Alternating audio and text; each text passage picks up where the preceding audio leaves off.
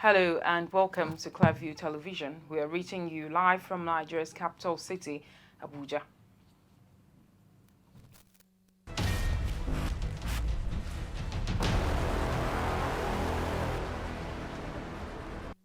Minutes after an exciting wedding ceremony in BAYELSA, groom's parents and siblings perish in auto crash. Search for causes and solutions to bullying as Clearview TV crew beams its searchlight at the unwholesome practice, especially in the home front, schools, and via social media. Washington and Moscow to meet via video call amid mounting tension over Ukraine.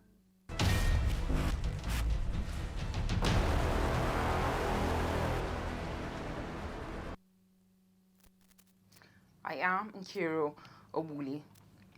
Tragedy hits the family of a newlywed couple in BAYELSA after 9 persons, including the groom's parents and his siblings, died in an auto crash. The accident occurred at the toll gate along Glory Land Drive in Igbinedion'S axis of Yanugwa, the state capital. According to an eyewitness, the deceased were returning to their base in Sagbama local government area of the state after the wedding ceremony when the unfortunate incident happened.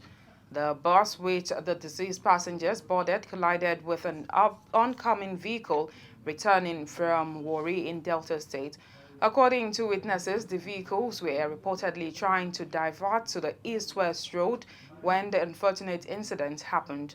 The cause of the accident may not be unconnected with the deplorable state of the axis of the east-west road.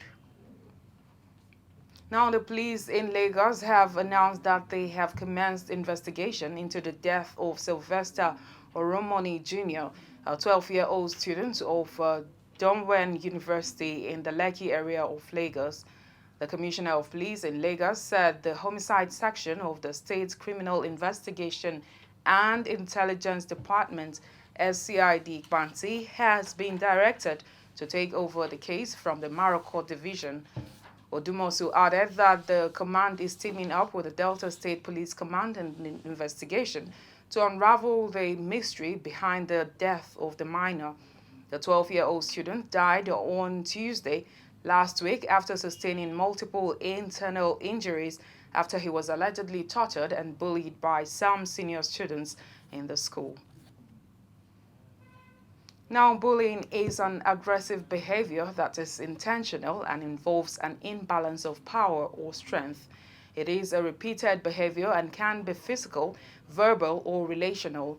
While boys may bully others using physical means, girls often bully others by social exclusion. In the Nigerian school system, bullying has become a source of concern, and the government and the society. In this report, Clearview TV's camera crew, led by Florence Joshua, was on the streets of Abuja to find out the reasons for the growing cases of bullying in schools and whether the family or the schools are to blame. Bullying is defined by the Oxford Advanced Learners Dictionary as an act of intimidating a weaker person to do something, especially with repeated coercion. In Nigeria, bullying is common in secondary schools. This is done mostly by senior students to junior students, both in day and boarding schools. Oftentimes, one tends to wonder why kids that young should engage in bullying one another. According to research, bullying is born out of the need to control or lack of anger management. Some people say these are some of the factors responsible for bullying. When you feel you are stronger than someone, you always take advantage of that and bully the person, especially when you don't have adults around you to monitor their activities. Sometimes it's low esteem. When a child has low esteem, they will just be bullying him, and if you are not outspoken to tell your parents. But who should be blamed for bullying behaviors? The school or the family? I say, are they confused? Whether parents or students I don't understand. Parents don't have any business with that, because once you hand your kids over to the school, they now take the responsibility of every action. Now, when they are home, the parents can continue from there. But since they're in school, I think they should blame the school. You should blame parents. You should blame parents because if once you are a parent, you're supposed to be closer to your child. You're supposed to make him to not have low esteem of his mates and his seniors. We should blame the school authorities because it's lack of proper attention to the students. Because the parent knows nothing about what is going in the school, and likewise the parent is involved too.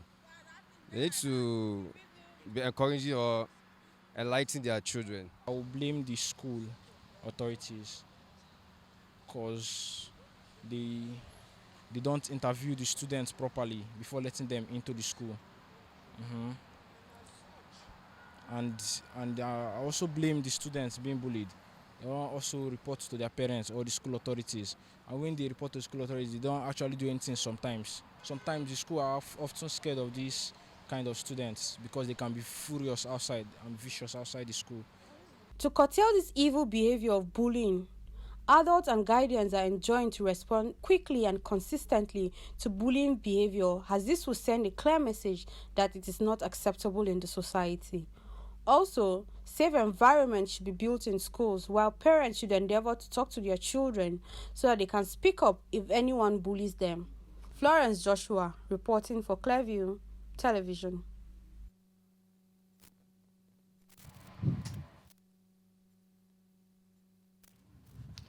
There are indications that Madam Maria Oredola Igbinedion, the late mother of the former two-time governor of Edo State, Lucky Nosahari Igbinedion, did not die of natural death.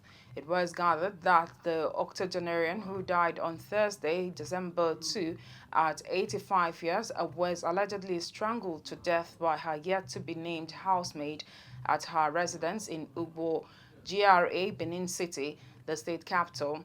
It was further learned that the maid, who hailed from Cross River State, ransacked the deceased home for items of jewelry and money and later ran away. Maria Igbinedion, who had remained confined to a wheelchair since her 80th birthday, unable to move around, managed to survive the dark days of the COVID-19 pandemic.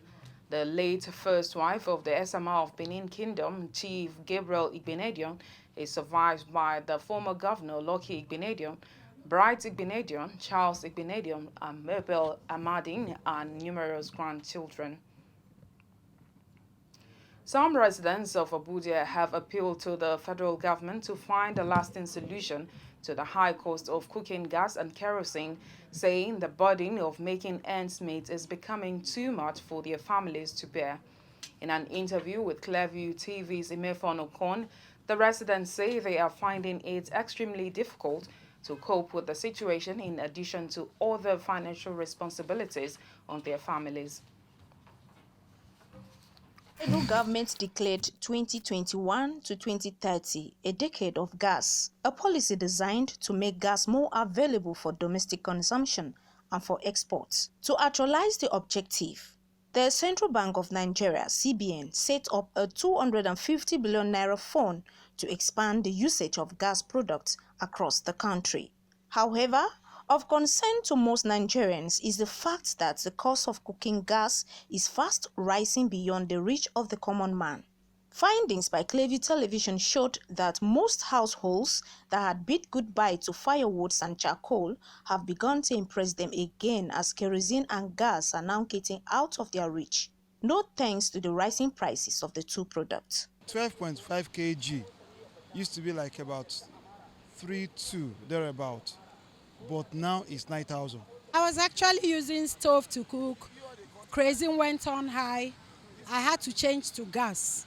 And now gas is outright expensive. So I had to move back to firewood or charcoal stove. Even when you have the money to buy the food, to even cook it is a real problem. Well, gas is very expensive now. What I'm using now is charcoal. Charcoal is more cheaper. Yeah, even the kettle now is expensive. You can see now, look at the kettle here. I bought this kettle from filling station, 316 naira per liter. And why would they buy cheap? Is that the gas they last. When you feel like this 5 liters now, for this 4 kg, unlike before now 4 kg would they call them, but now they don't increase them to 640. If I I buy gas before of 2,000 naira. It used to do me like 1 week or 2 weeks. But now, it cannot even reach that 1 week, so I now switch to kerosene.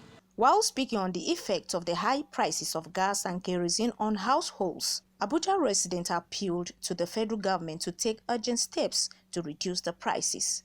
You know, we are talking about afforestation, but now it's so sad. People go into the bush to cut all the trees are causing all this kind of problem. Even this COVID-19 we are talking about now, it's not for all this deforestation. You know, something has to be done as urgently as possible so that we arrest this situation. Government instead know what to do. So 1 or 2 of them, they are passed through this situation. They know even in their own home, they have people they live less privilege in their own home there. So they should think of what to do about it. It really affects us because the salary is not increased. And we are buying something that keep on increasing on a daily basis. So we are praying that let government look into this, especially gas is our own in this country. Recall that marketers of the liquefied petroleum gas, otherwise called cooking gas, had warned that the 12.5 kg cylinder of cooking gas, which only months ago sold at between 7,500 and 8,000 naira, could rise to 10,000 naira by December 2021 if the government fails to address the current price crisis. Both the marketers as well as the president of the Nigerian Labour Congress (NLC), Ayuba Waba, blamed the hike in the prices of gas and petroleum products on the recently introduced import charges and value-added tax by the federal government. Imefono Kono reporting for Clearview Television. Kogi State Governor Yahya Bello has donated 2 houses to the 2 wives of the late Inspector Aminu Salisu, one of his professional riders who died in active service. During the donation at the Government House Lokoja during the launch of the emblem for the 2022 Armed Forces Remembrance Day to honor the nation's fallen heroes, Governor Bello pledged that the state government will continue to pay adequate attention to the welfare needs of ex-servicemen. Preparatory activities to mark the 2022 Armed Forces Remembrance have begun in earnest with the launch of the emblem and fundraising across the country. In Lokoja, capital of Kogi, service and ex-servicemen and women joined Governor Yahya Bello and top government functionaries to launch the emblem designed to generate funds to support the welfare of the ex-servicemen and the families of the fallen heroes. The governor, who acknowledged the sacrifices of the armed forces, called on the various organizations, individuals and corporate bodies to freely donate for the upkeep of ex-servicemen and families of the fallen heroes. Honestly, your sacrifices cannot be quantified. A lot of lives have been lost. Many women have been widowed, children turned into orphans. Their breadwinners have left, in some cases, unrecognized. So this is the day that we set aside to recognize them and appreciate the great sacrifice that these people are making for us. While assuring ex-servicemen in the state of his administration's commitment to their welfare, Governor Bello used the opportunity to honor the late Inspector Aminu Salisu, one of his expert riders who died in the course of duty. And I did promise that his family will not cry. And we did promise that we are going to comfort and comfort the family. And today, we are fulfilling that promise to the glory of God. This is the way we appreciate our security in Kogi State. It pains me when I see our uniformed men suffering. Some are about to retire. They don't know where they're going to put their heads. So, we need to do more than we are doing now. The national chairman, Legion of Ex-Servicemen, retired Major General A.M. Jibril, represented by Morenike Henry, and the State Legion of Ex-Men, David Salau, both appreciated Governor Bello for caring for members of the Legion. Kogi State chairman even said you budgeted money for them every month, all the local governments of pensioners. Well done, sir. Thank you very much. May God Almighty continue to uphold you. This is the first of its kind in Nigeria that the national chairman of the Nigerian region will send somebody to witness the launching of the emblems just because the governor is known to be loyal to the military. Speaking earlier on the prevailing peace and security in Kogi, the state security advisor Jerry Omodara said it is a direct product of the sacrifices and diligent service of the security agencies. A lot of activities throughout the years, not only the launching and the Armed Forces Remembrance Days, but we are always having resources to execute projects for our fallen heroes. January 15 every year is always set aside to remember the fallen heroes in Nigeria. Ridwan Ogbara, reporting for Clearview Television. We'll take a quick break now and bring you more reports when we return. Please stay with us. Listen to this truth. We are growing by the day, and our viewership keeps growing on our different platforms. We are inviting you to advertise your goods and services with us at incredibly low rates.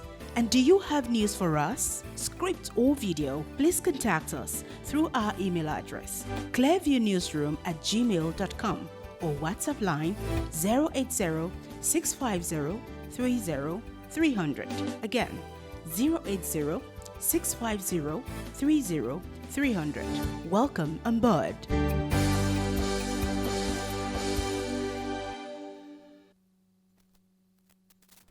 You're welcome back. To health now, Omicron, the new variant of COVID-19 pandemic, is taking its toll on the aviation sector in Nigeria. Due to the global alert measures by the United Kingdom, United States, and Canada to curtail its spread, have drastically affected international flight schedules, thereby creating discomfort for passengers. And many UK-bound passengers were stranded at the Nnamdi Azikiwe International Airport, Abuja, and the Murtala Mohammed International Airport, Lagos. Shortly after the flight cancellation, the British High Commission announced its decision to put on hold visitors' visas from red list countries, including Nigeria.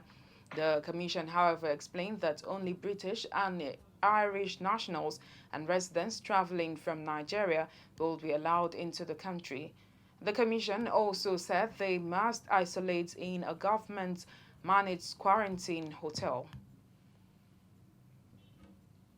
The federal government has spent at least $29 million to procure the Johnson & Johnson's COVID-19 vaccines in the country. The Minister of Health, Osage Hanire, stated this during an interview with newsmen. The minister equally reacted to the fears posed by the spread of the new Omicron coronavirus variant and called on countries to join hands to confront the new health challenge in the world. On the ban imposed by some countries against Nigerian travelers in a bid to contain the spread of Omicron, the minister expressed unhappiness over the developments. Ihanire's comment is coming after the UK placed Nigeria and other countries on a red list. This means Nigerians who do not have UK citizenship or residence permit can no longer travel to the country until the advisory is revised. The UK's move followed a similar decision by the Canadian counterpart, which banned travelers from Nigeria, Egypt, and Malawi over fears of the new variants, bringing the number of African countries targeted by Ottawa to 10. On our entertainment scene, Beverly Naya has reacted to the recent travel ban and restriction slammed on Nigeria following the emergence of the COVID-19 variant Omicron and challenged Nigerians to believe in themselves and be self-reliant. Let's now join Mercy Eke as she gives us the details on this and more. Happy beautiful new week with the fragrance of Christmas smelling around, and welcome to our entertainment segment where we get to bring you juicy stories from the entertainment industry. I am Mercy Eke. Recall that the United Kingdom banned foreign travelers from Nigeria over the spread of the new COVID-19 variant, which is Omicron. Okay, Beverly Naya has reacted to the ban. She said African nations need to form an alliance and ban all the foreign countries that seem to belittle them, and that it breaks her heart every time she hears Africans talking about how much the continent needs the Western world when it's actually the other way around. But come to think of it, I rest my case. DJ Copy has finally replied to some Nigerians who feel her life is different and she's above the law because of her father's privileges. The singer, who is currently studying in the United Kingdom, had taken to the Twitter to cry out over the fact that she can't return to Nigeria for the Christmas holiday after the UK placed Nigeria on the red list. However, Nigerians trivialized her concern, insinuating that the rule does not apply to people like her because of her father's influence. Niger, my people. Anyways, she has replied them that she is under the law. And BB Niger, Shine Your Eye ex-housemate, Tega, recently turned 30. And to celebrate this special day, this Sunday, the 5th of December 2021, she shared some steaming photos on Instagram with a tag, "It's my birthday, 30 and alive." From we all here in Clearview TV, happy birthday to you, Tega. Nigerian music artist Ayodeji Ibrahim Balogun, who is popularly known as Wizkid, has set a record at the 2021 Mobile Awards.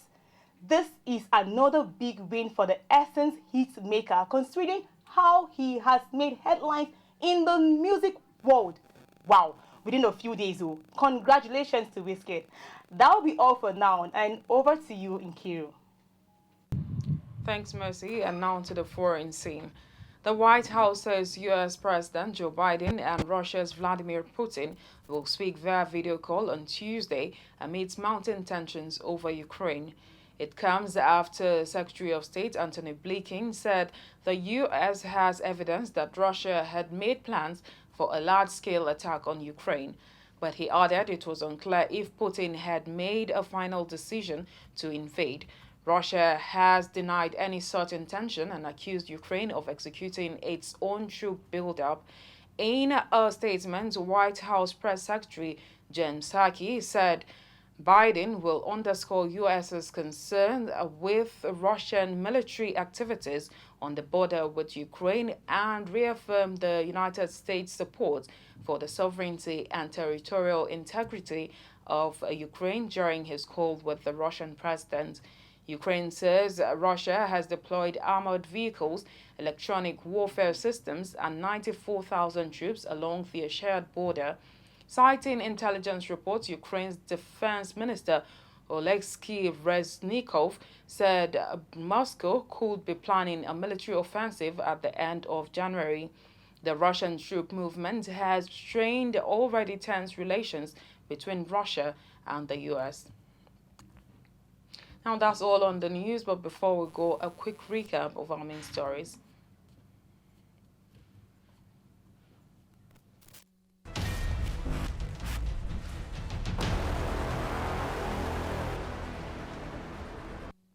BAYELSA community in mourning mode after Groom's parents and siblings die in ghastly motor accident. The accident occurred at the toll gate along Glory Land Drive in Igbinedion'S axis of Yanagwa, Bayelsa State. The evil act of bullying in focus as Clearview TV crew set out to unravel immediate and remote causes of the abuse from the home front to schools, workplace and via social media. We also told you that Presidents Biden and Putin are set to meet via video call over escalating tension between Moscow and Ukraine. Already, Russia has deployed armored vehicles, electronic warfare systems and 94,000 troops along its shared border with Ukraine.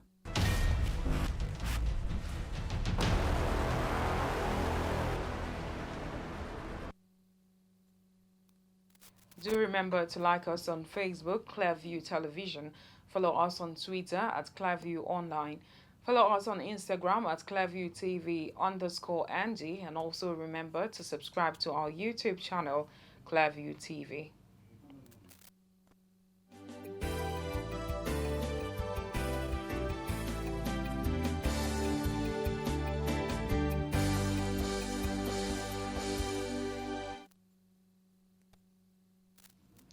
Thank you for watching. I am Nkiru Owuli.